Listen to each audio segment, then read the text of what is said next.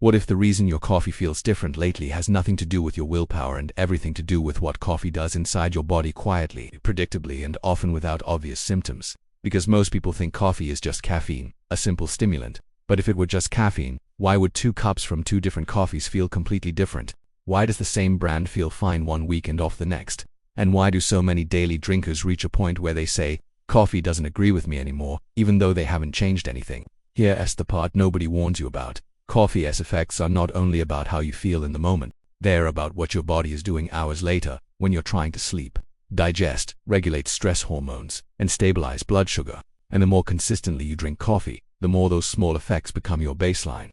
The challenge is that these effects accumulate in ways that feel disconnected from the cup you drank 6 hours ago. Your body is still processing that coffee long after the buzz fades, and the downstream consequences often appear in systems you'd never think to connect to your morning routine. Now, before we go further, let me be clear. Most people tolerate coffee just fine. Research suggests that for the majority of healthy adults, moderate coffee consumption, typically defined as 3 to 4 cups per day, is associated with neutral or even positive health outcomes. Studies have linked moderate coffee intake to reduced risk of type 2 diabetes, certain neurodegenerative diseases, and even some forms of cancer. So if you're drinking coffee and feeling great, there's no reason to stop.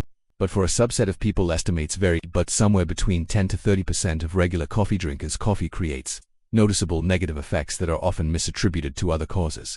This video is for that group, and for anyone who's started to notice that coffee doesn't feel the same way it used to. Let's start with the first one, the one almost everyone underestimates because it doesn't show up as insomnia. It shows up as you waking up tired. Caffeine can disrupt sleep even when you don't think it does. People here don't drink coffee at night, and they assume they're safe because they stop in the afternoon. But a controlled study published in the Journal of Clinical Sleep Medicine in 2013 by Drake and colleagues showed that caffeine consumed even 6 hours before bedtime reduced total sleep time by more than 1 hour. So if you drink coffee at 4 p.m. and you sleep at 10 p.m., you might still be paying for it without realizing the connection. That's why some people swear they sleep fine but still wake up foggy, unrefreshed, and strangely anxious. Here's the question. Have you ever gone to bed on time, slept enough hours, and still felt like your sleep didn't work? If yes, coffee timing is one of the first suspects because it can steal quality without stealing hours. The insidious part is that you adapt to feeling slightly unrested every day, and eventually, that fatigue feels normal.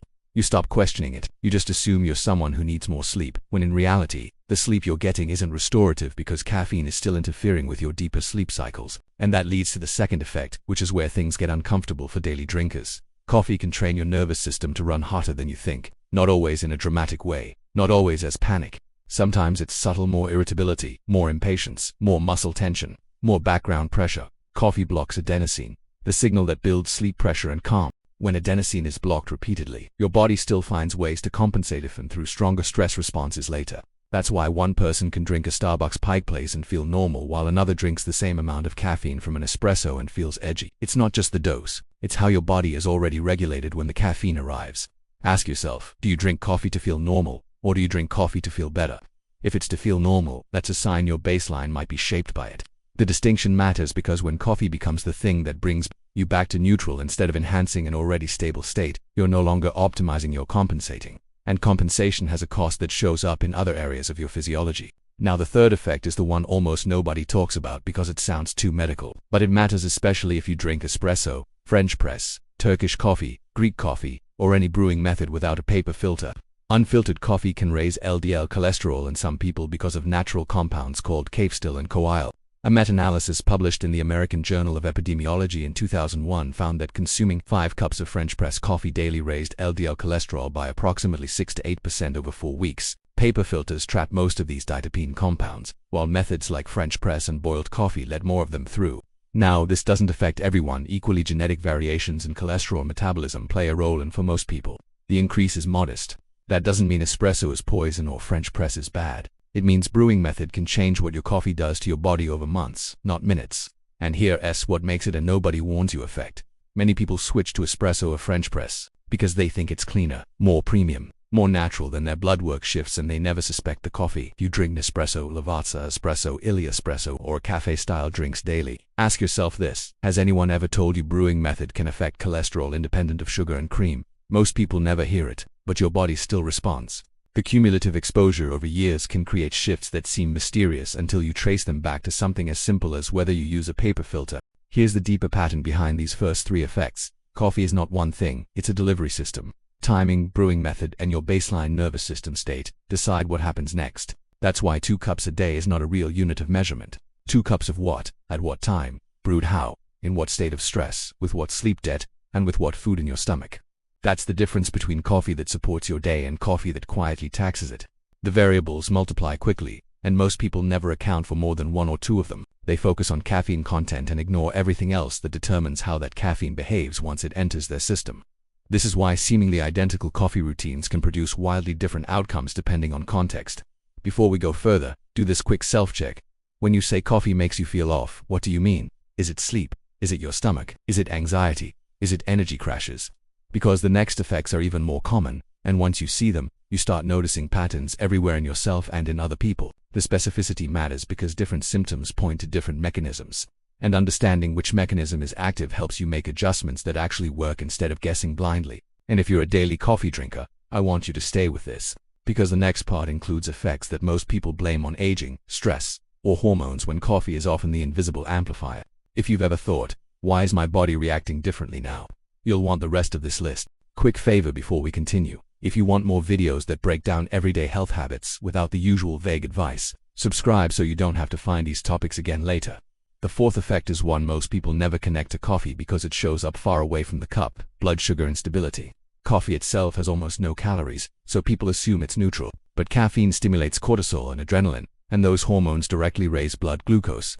A study published in Diabetes Care in 2008 by Lane and colleagues found that caffeine increased blood glucose responses to meals by approximately 8% in people with type 2 diabetes. In healthy individuals, the effect is typically smaller but still measurable. When coffee is consumed on an empty stomach, this creates a spike in stress hormones that triggers glucose release even without food intake. The subsequent insulin response can then create a rebound drop in blood sugar. The drop doesn't feel like hunger right away. It feels like fatigue, shakiness, irritability, or a sudden need for something sweet. Have you ever noticed that some days coffee gives you energy, and other days it makes you crash hard an hour later? That's not random. That's your blood sugar responding to stress signals, not fuel. The body interprets the cortisol surge as a signal that you need energy for an emergency, so it releases glucose into the bloodstream even though no actual fuel came in. Then insulin rises to clear that glucose, and if there's nothing else to stabilize it, you crash. This roller coaster becomes especially pronounced when coffee is your breakfast, because you're re-asking your metabolism to respond to a stimulant without giving it any actual substrate to work with. This effect becomes stronger with age because insulin sensitivity tends to decline. What worked at 35 can feel completely different at 50. That's why many people swear coffee suddenly started causing problems, even though they haven't changed brands. The body changed first, and coffee amplifies whatever metabolic state you're already in. If you drink coffee black from brands like Starbucks, Dunkin', or supermarket Holben blends first thing in the morning without food, ask yourself, do you feel steady 2 hours later or wired and empty? That pattern tells you more than any label ever will. It's also worth noting that this effect can create a secondary dependency where you need constant snacking or another hit of caffeine to prevent the crash, which then perpetuates the cycle and makes it even harder to identify coffee as the original trigger. The 5th effect is one people almost never blame on coffee: digestive irritation that doesn't feel like pain. Coffee stimulates gastric acid production, that's well known, but what's less discussed is that it also speeds up gut motility. Research published in the journal Gut in 1990 showed that coffee stimulates motor activity in the colon within 4 minutes of consumption in about 30% of people. For some people that's helpful, it aids regularity. For others, especially daily drinkers, it can mean incomplete digestion. Food moves through faster than it should. Nutrients are absorbed less efficiently. Over time, this can feel like bloating, discomfort, or a vague sense that food just sits wrong. Many people blame dairy, gluten, or age never, the coffee that reliably triggers the digestive response every morning. The problem is that coffee becomes so routine that people stop seeing it as an intervention. It's just what I do. So when digestive issues arise, they look for culprits in what they ate, not what they drank. But the gastrointestinal system doesn't care about your intentions. It responds to chemical signals, and coffee provides a powerful one every single day. Roast level plays a role here too. Dark roasts are often perceived as gentler, but they can still stimulate acid production strongly. Light roasts tend to have higher acidity, which some stomachs tolerate poorly. There is no universally safe roast. There is only what your digestion tolerates consistently. Have you ever noticed that one brand upsets your stomach while another doesn't, even with similar caffeine content? That's chemistry, not imagination. The specific acids and compounds in coffee vary by origin, roast, and processing method, and your gut has preferences even if you don't consciously recognize them. Some people do better with lossed coffee, others with darker roasts, others with specific origins. The only way to know is to pay attention to the pattern instead of dismissing it as random. The sixth effect is subtle but powerful. Tolerance that disguises dependency. Many people say coffee doesn't affect them anymore. They mean they don't feel the buzz. But tolerance doesn't mean neutrality. It means your nervous system has adapted. When you remove coffee, you don't feel normal, you feel worse. A systematic review published in Psychopharmacology in 2004 found that habitual caffeine consumers who abstained experienced headaches in 50% of cases, with onset typically occurring 12 to 24 hours after last consumption. Other common withdrawal symptoms include fatigue, difficulty concentrating, depressed mood, and irritability. That's not because coffee was helping you so much, it's because your baseline shifted. The absence now reveals the dependency. Your neurochemistry adjusted to expect regular doses of caffeine, and when that expectation isn't met, withdrawal symptoms emerge. These aren't dramatic in most cases, but they're real, and they explain why just quit coffee is harder than it sounds for people who've been drinking it daily for years. This matters because once tolerance sets in, coffee stops being optional. It becomes required just to feel normal. At that point, the question isn't, is coffee good or bad? The question is, what is coffee compensating for? Poor sleep, chronic stress under. Many daily drinkers never ask that question because coffee appears to be the solution. But it's often masking the underlying issue while slowly amplifying it. The irony is that coffee can make you feel functional enough to ignore the signals your body is sending about deeper imbalances. You're tired because you're not sleeping well, but coffee makes you alert enough to push through, so you never address the sleep issue. You're stressed and underfueled, but coffee gives you enough adrenaline to keep going, so you never fix the stress or the nutrition. Eventually, the compensation strategy breaks down, and that's when people hit the wall and decide coffee is the problem when really, coffee was just the band-aid covering problems that were never resolved. The seventh effect is one people only notice in hindsight. Anxiety that creeps instead of spikes. Not everyone gets jitters. Some people get a low-grade sense of unease that lasts all day. Thoughts race slightly faster. Small problems feel heavier. Patience shortens. This isn't panic. It's background nervous system activation. A study published in the British Journal of Psychiatry in 1992 found that caffeine increased anxiety ratings in both healthy controls and people with panic disorder, with the effect being more pronounced in those with pre-existing anxiety sensitivity, and susceptibility increases with age, stress load, and sleep debt. That's why someone can drink coffee for decades and then suddenly say it makes me anxious now.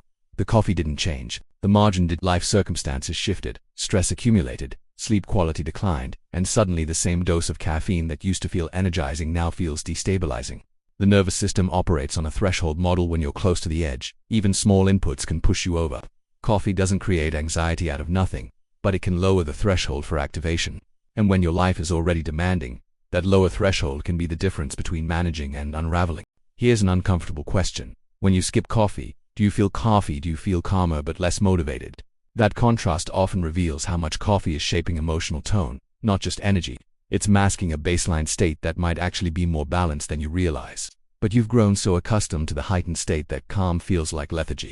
This is one of the trickiest aspects of coffee dependency. It changes what normal feels like, and once that shift happens, it's hard to remember what you felt like before. You start to believe that the caffeinated version is who you really are, and anything less than that feels like underperformance.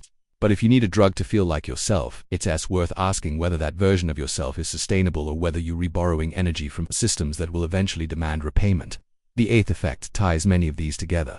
Coffee magnifies inconsistency in your body instead of causing it. Coffee doesn't usually create problems from nothing. It amplifies what's already unstable: sleep, blood sugar, stress hormones, digestion. That's why two people can drink the same coffee and have opposite reactions. And it's why blaming coffee as a single thing leads nowhere. The real variable is how coffee interacts with your current physiology. If your sleep is solid, your stress is managed, your blood sugar is stable, and your digestion is strong, coffee might enhance your day with minimal downside. But if any of those systems are compromised, coffee will highlight the weakness. It acts like a stress test for your body. Whatever is already fragile will become more fragile under the influence of caffeine. And that's when people start to feel like coffee is working against them. This is also where brand differences start to matter more than people expect. Large global brands like Lavazza, Illy, Nescafe, and Starbucks maintain flavor consistency through blending, but sourcing and roast adjustments still change over time. Specialty brands rotate origins constantly. Even when labels stay the same, the A can behave differently. If you drink coffee every day, those small shifts become noticeable. Have you ever thought, this bag tastes the same, but it feels different? That's not in your head. The chemical composition of coffee varies with growing conditions, processing methods, and roast profiles, and your body is sensitive enough to detect those differences even when your taste buds do unregister them consciously. What you're experiencing is a real physiological response to a different set of inputs, and dismissing it as psychological misses the point entirely. The ninth effect is cumulative and rarely discussed. Daily exposure compounds small effects. None of these issues alone seem dramatic. Slight sleep disruption, slight digestive irritation, slight anxiety, slight blood sugar swings. But daily coffee means daily repetition. Over months and years, small stressors add up. That's why many people reach a vague breaking point where they don't feel terrible but they don't feel right either. Coffee is often part of that equation, not as the villain, but as the amplifier. It's the thing that takes a 5% deficit in sleep quality and turns it into a 15% deficit. It's the thing that takes mild stress and makes it feel unmanageable. It's the thing that takes borderline blood sugar regulation and pushes it into dysfunction. The compounding happens slowly enough that you don't notice the trend until you're deep into it. And by then, it feels like this is just how your body works now. At this stage, many people assume the solution is to quit coffee entirely. Sometimes that helps, often it doesn't, because the underlying issues remain. The more useful question is, how do you reduce the negative effects without losing what you enjoy? That's where the final effect comes in, and it's the one that actually gives you control. If this is already making you rethink how coffee fits into your day, stay with me because the last part ties everything together and explains why some people feel fine with coffee for decades while others don't, and what actually makes the difference. And if this is hitting close to home, leave a comment about which effect surprised you most. It helps more people see this video. The 10th effect is the one that explains everything else. And it's the reason some people swear coffee is harmless while others feel like it slowly turns against them. Predictability matters more than strength. Most people assume the problem with coffee is too much caffeine. In reality, the bigger problem for daily drinkers is variability. Variability in roast, variability in origin, variability in timing, variability in how the body is prepared to receive it. Coffee that is slightly weaker but consistent is often far easier on the body than coffee that is stronger but unpredictable. The nervous system craves reliability. It wants to know what's coming so it can prepare the appropriate response. When the input keeps changing, the system stays in a state of heightened alertness because it can't predict what will happen next. That chronic low-level activation is exhausting over time, and it's one of the hidden costs of constantly switching coffees or drinking at inconsistent times. This is why some people can drink the same simple supermarket coffee every day for years and feel fine, while others rotate specialty coffees and feel increasingly unstable. Novelty feels exciting on the palate, but the nervous system prefers patterns. When the pattern changes without warning, stress responses increase, and coffee is a powerful signal. It doesn't just wake you up, it tells your body what kind of day it's about to have. If that signal is consistent, your body can adapt and optimize around it. If that signal is erratic, your body stays in reactive mode, which means higher baseline stress and lower resilience. This is one of the most underappreciated aspects of coffee consumption. It's not just about the substance itself, but about the ritual and the predictability of the ritual. When that predictability breaks down, even if the coffee seems objectively better, the subjective experience often gets worse. Once you understand this, you stop chasing the best coffee and start looking for the most stable one. Stability doesn't mean boring. It means fewer surprises, fewer swings, fewer downstream effects that show up hours later when you're no longer thinking about the cup you drank in the morning. This is also where simple changes make a disproportionate difference. Drinking coffee after food instead of on an empty stomach, stopping earlier in the day, choosing brewing methods that feel gentler over weeks, not just on the first sip, paying attention to how you feel the next morning, not just the next hour. These adjustments cost almost nothing in terms of effort or enjoyment, but they can dramatically change how coffee integrates into your physiology instead of disrupting it. This is also why labels alone are such poor guides. Labels describe ideals. Your body responds to reality. Two coffees can share the same claims and feel completely different because what matters most is imprinted on the bag. It's how consistently your body can adapt to what's inside it. That's why people often say, "This coffee tastes great, but I can't drink it every day." Taste and tolerance are not the same metric. You can love the flavor profile and still have a physiological response that makes daily consumption unsustainable. The mistake is assuming that if something tastes good and is marketed as high quality, it must be good for you. But quality in the coffee industry is defined by sensory criteria: flavor, aroma, complexity, not by how well it supports stable physiology over time. At this point, the conversation usually shifts from "is coffee bad?" to "how do I make coffee work for me again?" And that's the right shift. Coffee doesn't need to be eliminated for most people. It needs to be contextualized. When you stop treating coffee as a simple habit and start treating it as a physiological input, the confusion clears fast. You start to see patterns that were invisible before. You notice that coffee feels different when you're stressed versus when you're relaxed. You notice that it affects your sleep more on days when you're already running a deficit. You'd notice that certain brands or brewing methods consistently produce better outcomes than others. And once you see those patterns, you can make intentional adjustments instead of just hoping things will improve on their own. This is also where guilt disappears. You stop blaming yourself for being sensitive or getting older. You stop thinking something is wrong with your body. The body is doing exactly what it's designed to do: respond to signals. Coffee is one of the strongest daily signals most people consume. Of course, it matters. The issue was never that you're weak or defective. The issue is that coffee is powerful, and powerful tools require thoughtful use. If you wouldn't swing a hammer without paying attention to where it lands, why would you consume a potent neuroactive substance every day without considering how it integrates with your sleep, stress, digestion, and metabolic state? The analogy isn't perfect, but the principle holds. Respect the tool, understand how it works, and adjust your approach based on feedback instead of ignoring the signals your body is sending.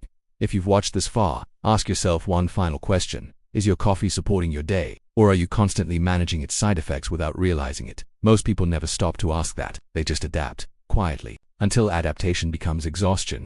The good news is that small adjustments often make a huge difference. Switching to filtered brewing methods if cholesterol is a concern. Timing your last cup earlier in the day if sleep quality is suffering. Having coffee with or after meals if blood sugar instability is an issue. Maintaining consistency in your coffee choice if variability seems to trigger problems. And for some people, reducing intake or taking periodic breaks helps reset tolerance and reveals what your true baseline feels like. The point isn't to demonize coffee.